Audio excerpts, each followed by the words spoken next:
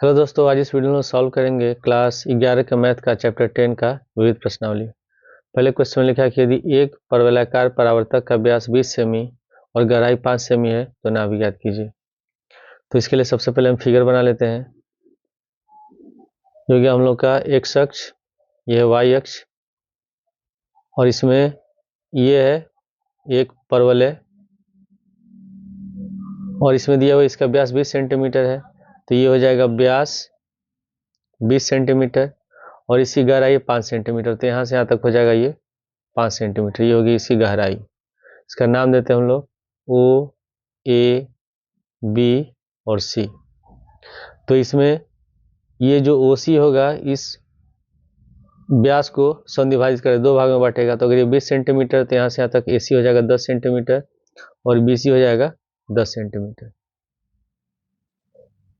तो हमको बताना है इसमें नाभि क्या होगा। तो इसमें परवलय का जो समीकरण होगा ये होगा वाई स्क्वायर बराबर 4x। तो इसमें अगर हम ए सी लिखते हैं तो ए सी बराबर हो जाएगा 20/2, यानी कि हो गया 10 सेंटीमीटर, और ओ सी जो होगा ये हो जाएगा हम लोग का 5 सेंटीमीटर। अब यहाँ पे हम लोग को निकालना होगा इसका निर्देशांक, बिंदु ए का निर्देशांक। तो जब भी हम निर्देशांक लिखते हैं तो एक्स और वाई के रूप में लिखते हैं। तो पहले एक्स लिखते हैं फिर वाई लिखते हैं। तो यहाँ से यहाँ तक ये जो एक्स है ये 5 सेंटीमीटर है, तो ए बराबर हो जाएगा 5, और ये जो वाई है ये ऊंचाई 10 है, यहाँ से यहाँ तक वाई हो गया, तो वाई हो जाएगा 10, यानी कि ए का निर्देशांक होगा 5,10। और ये जो बिंदु ए है इस परवलय से होकर जा रहा है, यानी कि परवलय के समीकरण को ये बिंदु संतुष्ट करेगा। तो यहाँ पे लिखेंगे बिंदु ए जिसका निर्देशांक है 5,10 परवलय से होकर जाता है, इसलिए यह परवलय के समीकरण को संतुष्ट करेगा। परवलय के समीकरण को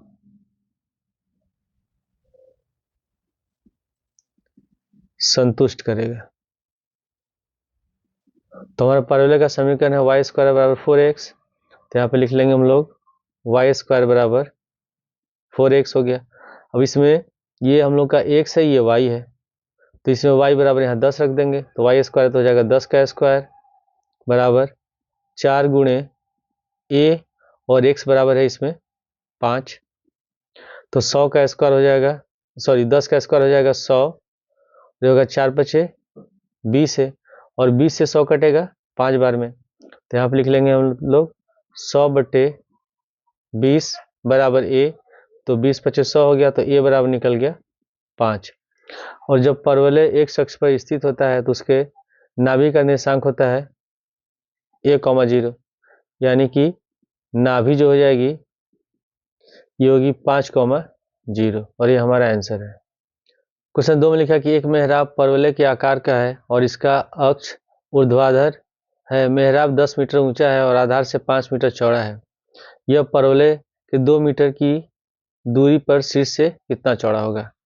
तो क्वेश्चन में दिया हुआ है कि एक जो मेहराब है ये परवलय का आकार है और ये ऊर्ध्वाधर है।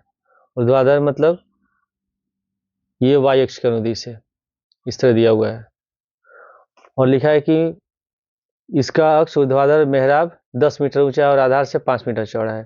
तो आधार से जो इसकी चौड़ाई है यहाँ से यहाँ तक ये है 5 मीटर, पूरा 5 मीटर दिया हुआ है, और इसकी ऊंचाई है 10 मीटर। तो इसका नाम देते हैं हम लोग, ये बिंदु ए हो गया, ये बी है, इसका सी हो गया, और ये ओ है। और फिर लिखा हुआ है कि इसमें यह परवलय के 2 मीटर की दूरी पर शीर्ष से कितना चौड़ा होगा। तो ये परवलय होगा अगर इससे 2 मीटर दूरी पर है, इस बिंदु पर मान लेते हैं इसका है बिंदु डी, तो बताने इससे कितना चौड़ा होगा, यानी कि हमको निकालना है इसमें EF, ये कितना चौड़ा होगा। तो उसके लिए हम क्या करेंगे, सबसे पहले इसमें बिंदु ए का निर्देशांक निकालेंगे। अगर ये 5 मीटर चौड़ा है और ये हम लोग का हो जाएगा इस पर लंब समद्विभाजित हो जाएगा, तो ये भाग हो जाएगा हम लोग का 5/2 मीटर, और ये भी हो जाएगा 5/2 मीटर। ठीक है, तो अगर हम ए का निर्देशांक निकालेंगे तो इस अक्ष से इसका ऊंचाई यहाँ से यहाँ तक ये है 10, ठीक है। और जो x है ये पूरा है यहाँ से यहाँ तक 5/2। तो जब भी निर्देशांक लिखते हैं x और y के रूप में लिखते हैं तो x हो जाएगा 5/2 और y हो जाएगा हम लोग का 10। तो a का निर्देशांक होगा 5/2, 10। बिंदु a का निर्देशांक हो गया। अब ये जो बिंदु है इस परवलय से होकर जा रही है, यानी कि जो परवलय का समीकरण होगा उसको संतुष्ट करेगी। तो पहले हम इसमें लिख लेते हैं परवलय का समीकरण।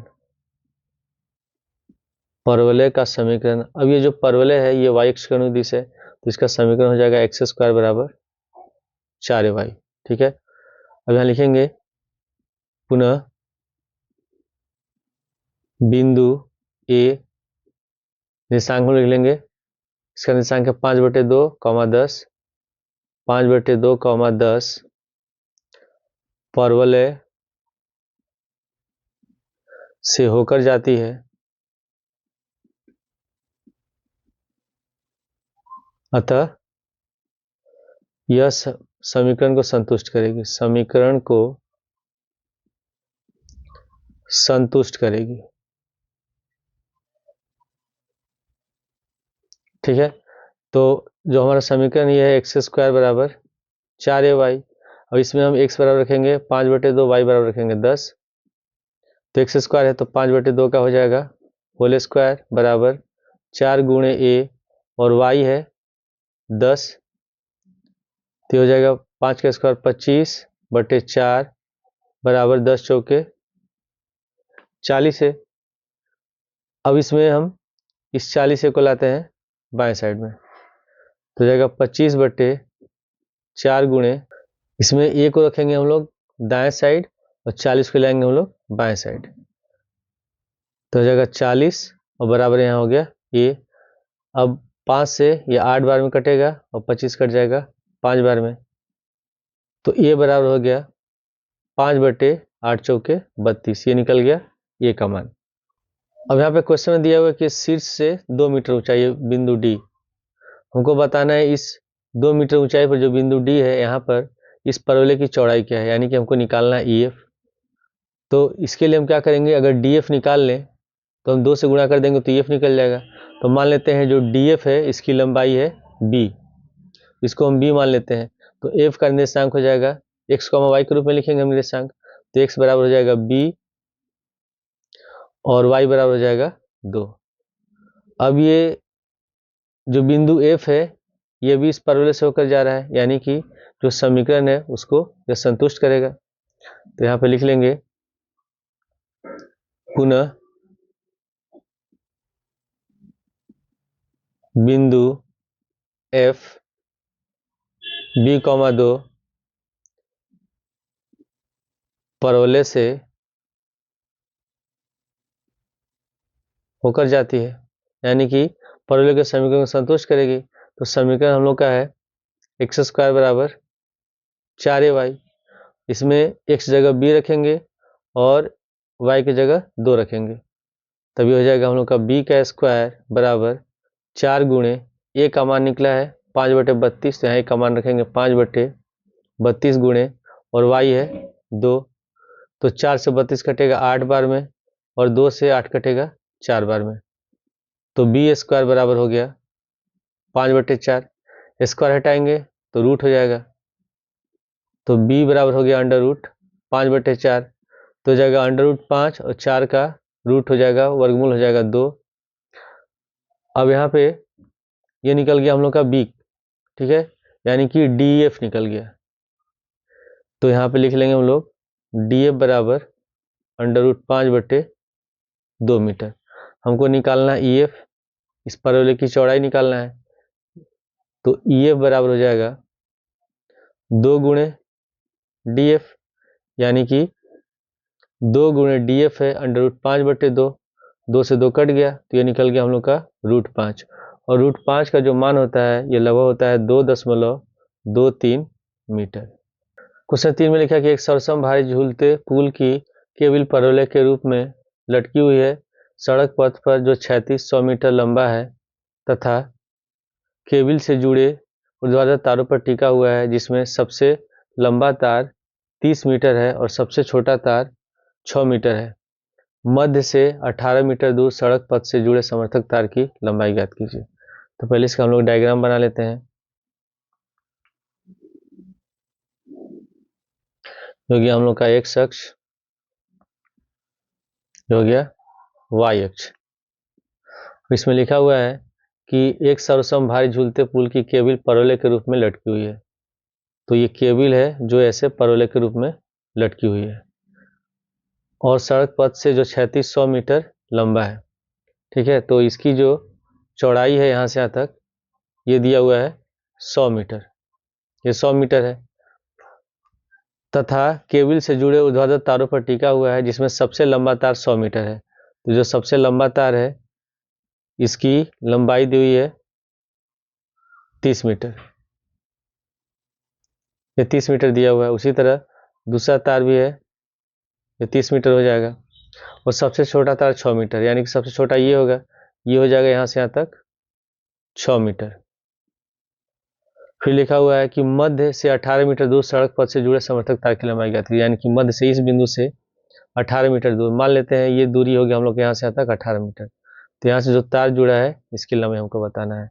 तो पहले इसका नाम देते हैं हम लोग ए बी, ये सी हो गया, इसका नाम देते हैं डी, फिर इसका नाम देते हैं हम लोग ई और ये हो गया एफ। तो यहाँ से जो दूरी है ये दिया हुआ है 18 मीटर। तो हमको बताना है इसमें जो समर्थक तार यानी कि ई एफ की लंबाई। ठीक है, तो यहाँ से तक इसका नाम देते हैं हम लोग, ये जी हो गया। ठीक है, तो हमको इसमें बताना है इस ई एफ की लंबाई क्या होगा। तो उसके लिए सबसे पहले हमको निकालना होगा ए का निर्देशांक। तो यहाँ से यहाँ तक ये पूरा ये जो सड़क है 100 मीटर चौड़ा है, तो ये हो जाएगा 50 मीटर, आधा हो जाएगा, ये भी हो गया 50 मीटर। ठीक है, और ये पूरी तार की लंबाई 30 है और यहाँ से यहाँ तक 6 है। तो 30 में से 6 घटाएंगे, यानी कि जब सी डी निकालेंगे तो हम 30 में से 6 घटा देंगे, यानी कि हो जाएगा 24। तो पहले हम इसमें लिख लेते हैं ए डी बराबर हो जाएगा 50 मीटर, ए डी बराबर है 50 मीटर। ठीक है, फिर हम निकालेंगे इसमें सी डी, तो सी डी हो जाएगा पूरा यहाँ से यहाँ तक 30 है और ये 6 है, तो 30 में से 6 घटा देंगे, ये हो जाएगा 24 मीटर। यानी कि जब ए का निर्देशांक निकालेंगे तो एक्स हो जाएगा 50 और ये वाई है, तो वाई कितना हो जा रहा है, इसमें सी डी 24 के बराबर है, तो इस बिंदु का निर्देशांक हो जाएगा 24, यानी कि ए का निर्देशांक हो जाएगा 50,24। अब ये परवलय है। ठीक है, तो जो परवलय का समीकरण होगा ये इस बिंदु से होकर के जाएगा, यानी कि समीकरण को संतुष्ट करेगा। तो पहले हम लिख लेते हैं इससे परवलय का समीकरण, परवलय का समीकरण। और ये जो परवलय है ये वाई अक्ष के अनुदिश है, तो इसका समीकरण हो जाएगा एक्स स्क्वायर बराबर 4ay। अब यहाँ पे लिख लेंगे कि बिंदु ए और इसका निर्देशांक है 50,24, 50,24 परवलय से होकर जाता है, इसलिए यह समीकरण को संतुष्ट करेगा, यह समीकरण को संतुष्ट करेगा।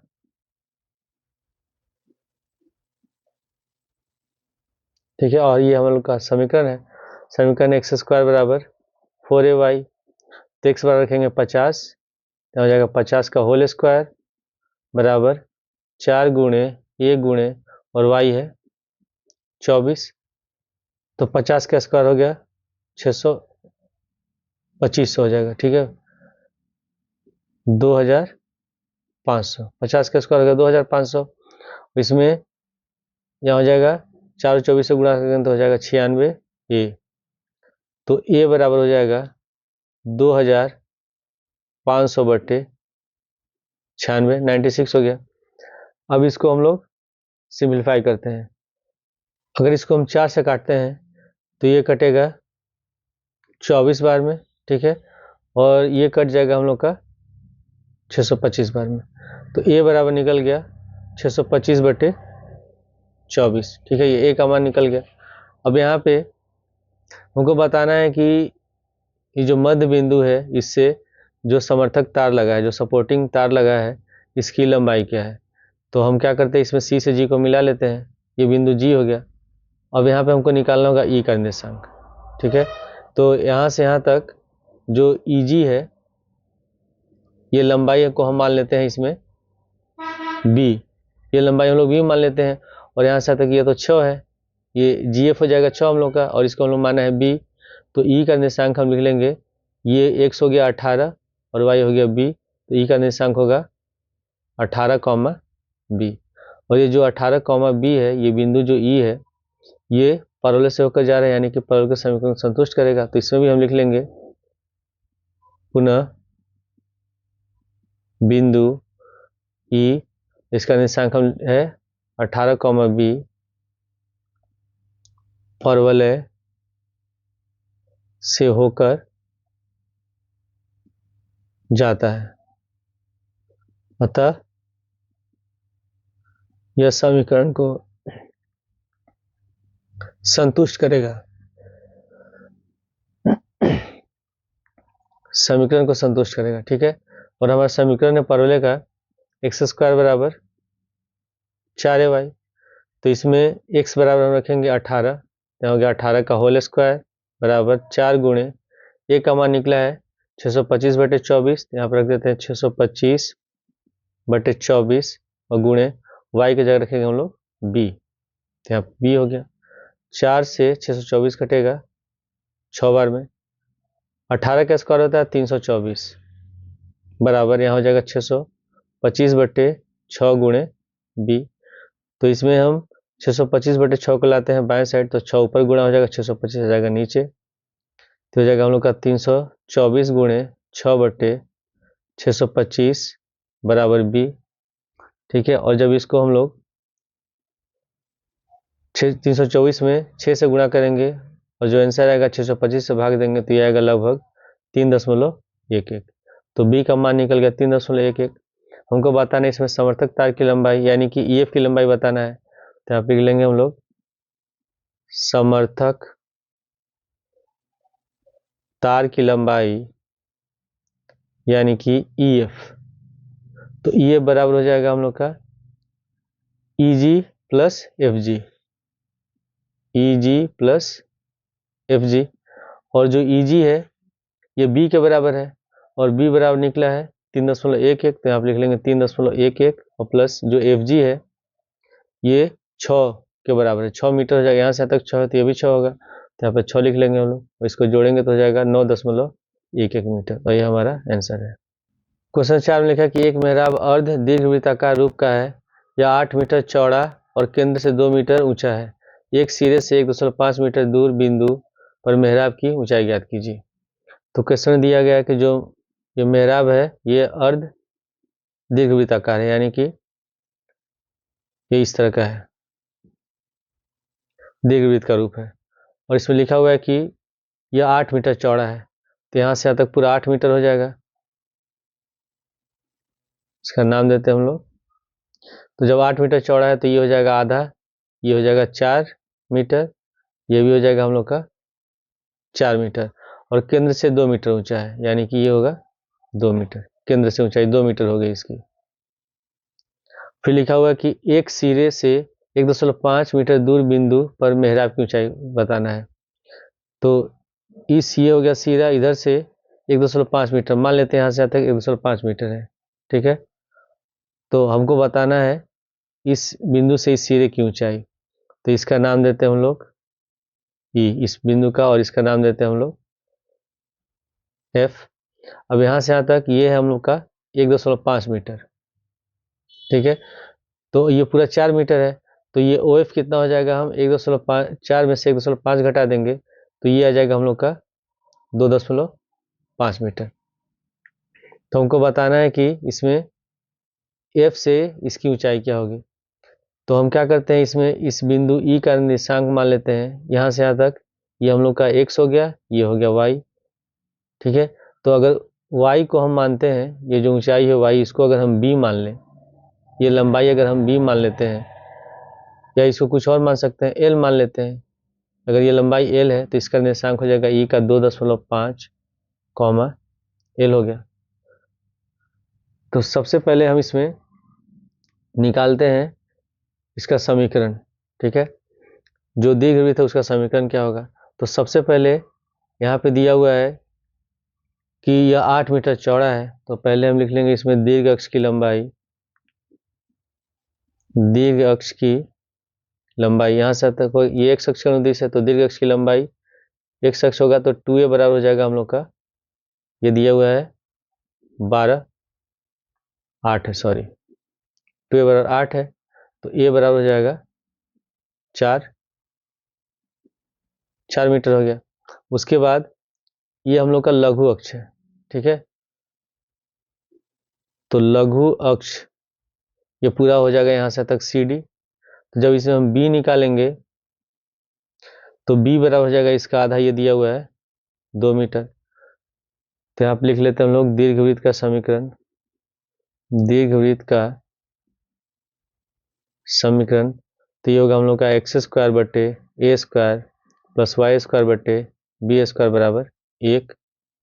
अब यहाँ x² बटे a बराबर है 4, तो आप लिख लेंगे 4 का स्क्वायर प्लस y² बटे b है 2, 2 का स्क्वायर बराबर 1, तो हो जाएगा x² बटे 16 प्लस y² बटे 4 बराबर 1। इसको मान लेंगे समीकरण 1, ठीक है। अब यहाँ पे हम लोग को बताना है इसमें एल का मान निकालना है। तो ये जो बिंदु ई का निर्देशांक है ये दीर्घवृत्त पर स्थित है, यानी कि दीर्घवृत्त के समीकरण को संतुष्ट करेगा। तो आप लिख लेंगे कि बिंदु ई और इसका निर्देशांक है 2.5 कॉमा एल दीर्घवृत्त पर स्थित है, अतः यह समीकरण को संतुष्ट करेगा। तो ये हम लोग का हो गया दीर्घवृत्त का समीकरण। इसको हम लिख लेते हैं x² बटे 16 प्लस y² बटे 4 बराबर 1। अब इसे हम मान रख रहे हैं, तो x बराबर होगा 2.5, तो 2.5 का होल स्क्वायर बटे 16 प्लस y बराबर इसमें l है, तो y² है, तो यहाँ पे लिख लेंगे हम लोग l² बटे 4 बराबर 1। अब यहाँ पे 2.5 का स्क्वायर होगा 6.25 बटे 16 प्लस हो गया l² बटे 4 बराबर 1। अब यहाँ पे दशमलव है, अगर हम इसमें दशमलव हटाएं, दाएं साइड से 2 अंक पे दशमलव है, तो अगर दशमलव हटाएंगे तो बटे में 100 हो जाएगा। तो यहाँ पे हो जाएगा 6 दशमलव हटाएंगे तो हो जाएगा 625 बटे 16 गुणे 100 प्लस l² बटे 4 बराबर 1। अब यहाँ 25 से 100 कटेगा 4 बार में और 625 कटेगा 25 बार में, तो 25 बटे 16 चौके 64 प्लस l² बटे 4 बराबर हो गया 1। अब इसे 25 बटे 64 को लाते हैं दाएं साइड में, तो प्लस है तो हो जाएगा माइनस, तो l² बटे 4 बराबर 1 माइनस 25 बटे 64। तो 64 एक कम 64, 64 से 25 घटाएंगे बचेगा 39, तो l² बटे 4 बराबर हो गया 39 बटे 64। अब इस 4 को लाते हैं हम लोग दाएं साइड, तो 39 में गुणा हो जाएगा, तो l² बराबर 39 गुणे 4 बटे 64, तो 4 एक कम 4, 16 चौके 64, तो l² बराबर हो गया 39 बटे 16। अब जब स्क्वायर हटाएंगे तो इधर हो जाएगा स्क्वायर रूट, तो l बराबर हो जाएगा अंडर रूट 39 बटे 16। तो ये 39 तो कोई पूर्ण वर्ग संख्या होते नहीं, तो लिख लेंगे अंडर रूट 39 बटे 16 का वर्गमूल हो गया 4। अब यहाँ पे जब हम लोग 39 का निकालेंगे वर्गमूल, तो इसका वर्गमूल जब निकालेंगे तो ये लगभग आएगा 6.24 और बटे 4। तो जब 4 से 6.4 में भाग देंगे तो ये आएगा 1.54 मीटर लगभग, और ये हमारा आंसर है। क्वेश्चन 5 में लिखा कि 12 सेमी लंबी छड़ी इस प्रकार चलती है कि इसके सिरे निर्देशांशों को स्पर्श करते हैं। तो छड़ के बिंदु P का बिंदु पथ ज्ञात कीजिए जो एक अक्ष के संपर्क वाले सिरे से 3 सेमी दूर है। तो ये हम लोग का हो गया एक y अक्ष है, ये हो गया x अक्ष, और इसमें एक छड़ है जो निर्देशांशों को स्पर्श करती है, यानी कि दोनों अक्षों को स्पर्श करती है। तो इसका नाम हो गया ए और ये हो गया हम लोग का बी। अब इसकी लंबाई दी हुई है कुल 12 सेंटीमीटर, यहाँ से यहाँ तक ये लंबाई है 12 सेंटीमीटर। मैं लिखा हुआ कि छड़ के बिंदु P का बिंदु पथ ज्ञात कीजिए जो एक शख्स से संपर्क वाले सिरे से 3 सेंटीमीटर दूर है। तो ये हो गया एक शख्स का संपर्क वाला सिरा और इससे 3 सेंटीमीटर दूर, मान लेते हैं यहाँ से यहाँ तक ये 3 सेंटीमीटर, और ये बिंदु हम लोग का हो गया P। ठीक है, तो हमको बताना है कि इसका बिंदु पथ क्या होगा। तो उसके लिए हम क्या करते हैं, इसमें हम लोग कर लेते हैं रचना और P से एक लंब खींच देते हैं इस पर, इस बिंदु पर, इसका नाम देते हैं हम लोग C। और P से हम इसे एक शख्स के समांतर एक रेखा खींच लेते हैं और इसका नाम देते हैं हम लोग D। हम मान लेते हैं कि ये कोण हम लोग का हो गया थीटा। तो अगर दो रेखाएं समांतर हो, जैसे ये दोनों रेखाएं समांतर हैं और ये हो गया हम लोग का तिर्यक रेखा, तो ये दोनों कोण आपस में बराबर होते हैं, जिसको हम कहते हैं संगत कोण। तो ये अगर थीटा है तो ये भी कोण हो जाएगा थीटा। ठीक है, अब ये हम लोग का एक शख्स है, ये एक शख्स के समांतर है तो इसकी लंबाई x हो गई। और मान लेते हैं ये हम लोग का y x के समांतर है तो इसकी लंबाई मान लेते हैं हम लोग y। ठीक है, अब यहाँ से यहाँ तक ये 3 सेंटीमीटर होगा, ये दिया हुआ है, तो ये कुल 12 सेंटीमीटर है। तो हम इसमें से अगर 3 माइनस कर देंगे तो AP हो जाएगा हम लोग का 9 सेंटीमीटर। ठीक है, अब इसमें हम लोग हल करेंगे त्रिभुज ADP में। तो यहाँ पर लिख लेते हैं हम लोग त्रिभुज ADP में, इसमें हम लोग को निकालना है x की लंबाई।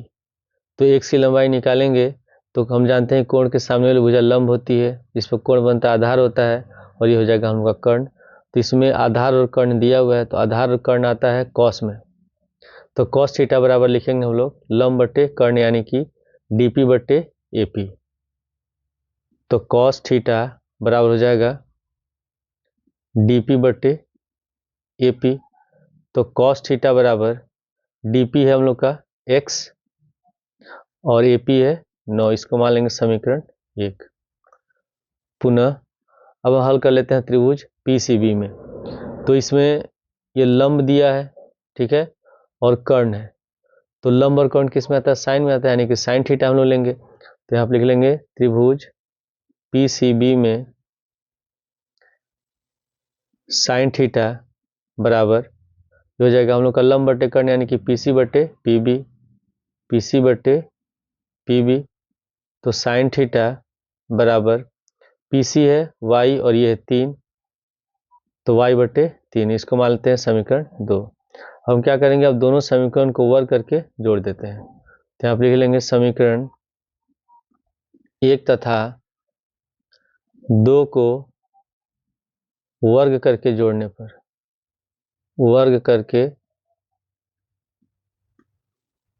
पर, तो जब इसको वर्ग करेंगे तो हो जाएगा कॉस स्क्वायर थीटा, और इसको वर्ग करेंगे तो साइन स्क्वायर थीटा। जब भी जोड़ते हैं बायां पक्ष एक साथ दायां पक्ष एक साथ, तो बराबर में यह हो जाएगा x बटे 9 का होल स्क्वायर प्लस हो जाएगा y बटे 3 का होल स्क्वायर।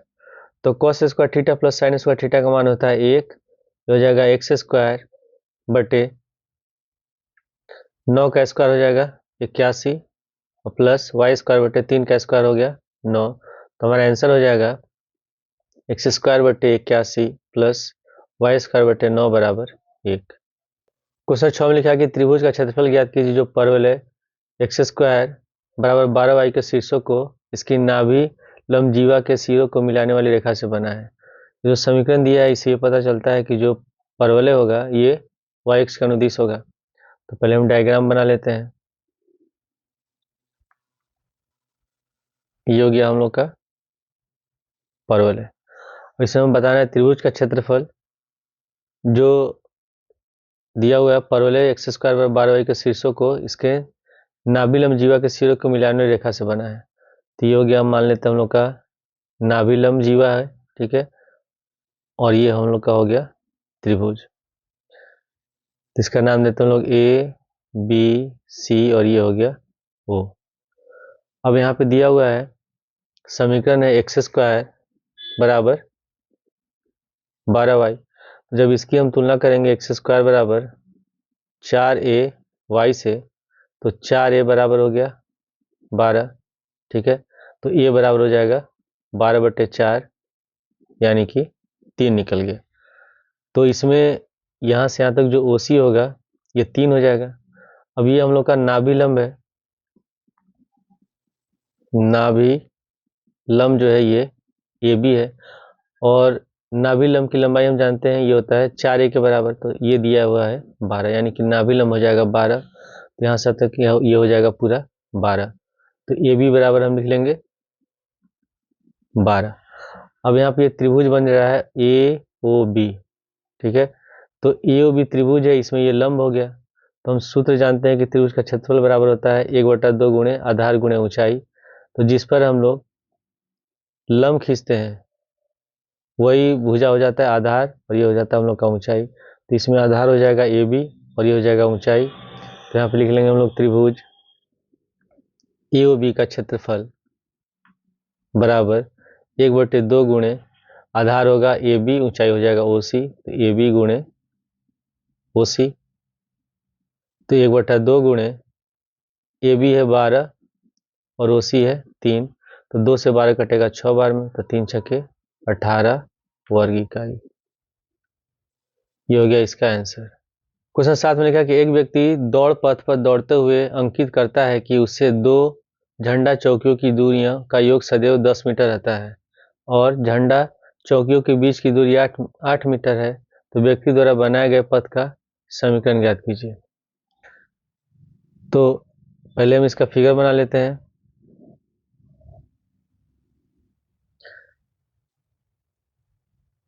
इस तरह का दिया हुआ है फिगर, और इसमें लिखा हुआ है कि उससे 2 झंडा चौकियों की दूरियों का योग सदैव 10 मीटर है। मान लेते हैं बिंदु है P और इसके 2 झंडा चौकी, एक है A और दूसरा है B, ठीक है। अब इसमें हम लोग क्या करते हैं, जब भी दीर्घवृत्त का समीकरण हम निकालते हैं तो उसका फॉर्मूला हम लोग जानते होता है x² + a² plus y² + b² बराबर 1। और इसमें जब हम जो दीर्घवृत्त होता है, ठीक है, इसमें ये जो बिंदु होता है ये होता है नाभि, ठीक है।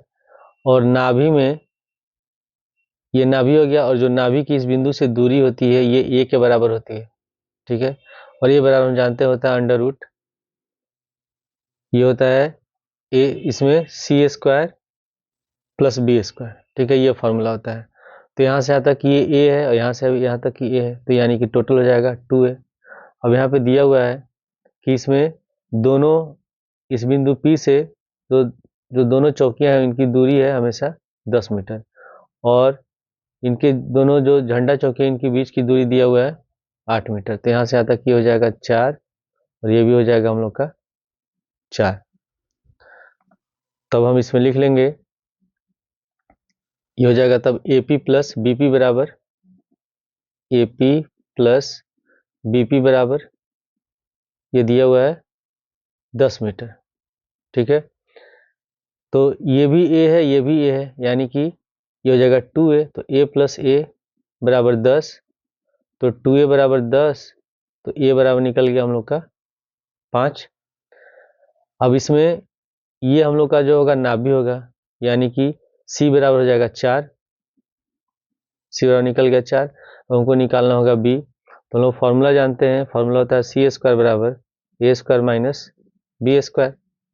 तो C बराबर लिखेंगे यहाँ 4 का स्क्वायर बराबर A है 5, तो 5 का स्क्वायर हो गया माइनस b²। अब इसमें माइनस b² को लाते हैं बाएं साइड, तो हो जाएगा प्लस का b² बराबर 5 का स्क्वायर हो गया 25, 4 का स्क्वायर होगा 16, 16 को लाएंगे बाएं साइड तो हो जाएगा माइनस का 16। तो b² बराबर घटाएंगे 25 में 16 बचेगा 9, तो जब स्क्वायर हटाएंगे तो इधर हो जाएगा रूट, तो 9 का रूट होता है 3, तो b बराबर निकल गया 3। हमको निकालना है इसका समीकरण। तो दीर्घवृत्त का समीकरण फॉर्मूला होता है x² + a² + y² + B square बराबर 1। तो यहाँ पे लिख लेंगे एक्स स्क्वायर बटे ए है 5, तो यहाँ पे लिख लेंगे 5 का whole square plus Y square बटे बी है 3, तो हो जाएगा 3 का स्क्वायर बराबर 1। तो एक्स स्क्वायर बटे 5 का स्क्वायर हो गया 25 प्लस वाई स्क्वायर बटे 3 का स्क्वायर 9 बराबर 1, और ये हमारा आंसर है। क्वेश्चन 8 में लिखा कि परवलय वाई स्क्वायर बराबर 4x के अंतर्गत एक समबाहु त्रिभुज है जिसका एक शीर्ष परवलय का शीर्ष है, तो त्रिभुज की भुजा की लंबाई ज्ञात कीजिए। तो जो परवलय का समीकरण दिया है इस वाई स्क्वायर बराबर 4x, इसका मतलब जो परवलय का अक्ष है वो x अक्ष है, तो इस तरह का हम लोग का परवलय बनेगा और इसके अंतर्गत एक समबाहु त्रिभुज है। तो इस तरह का हम लोग का चित्र बनेगा, ये हो जाएगा समबाहु त्रिभुज। इसका नाम देते हैं हम लोग ए बी, ये हो जाएगा ओ और ये हो गया सी।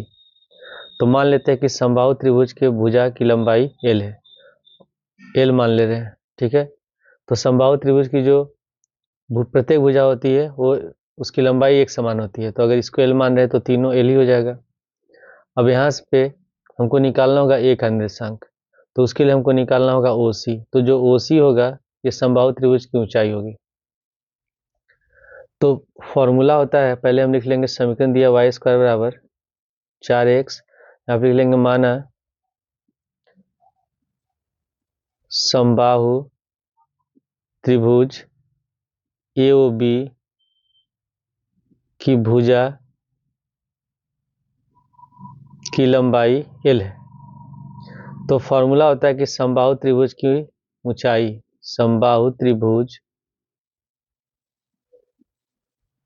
की ऊंचाई का फॉर्मूला होता है √3/2 गुणे भुजा, ये होता है फॉर्मूला। तो इसमें भुजा कितना हम लोग माना है, एल माना है, तो ऊंचाई हो जाएगा √3/2 एल, और ऊंचाई किसके बराबर है, ओसी के बराबर है, यानी कि ओसी हो गया √3/2 एल। अब यहाँ पे ओसी हो गया हम लोग का √3/2 एल।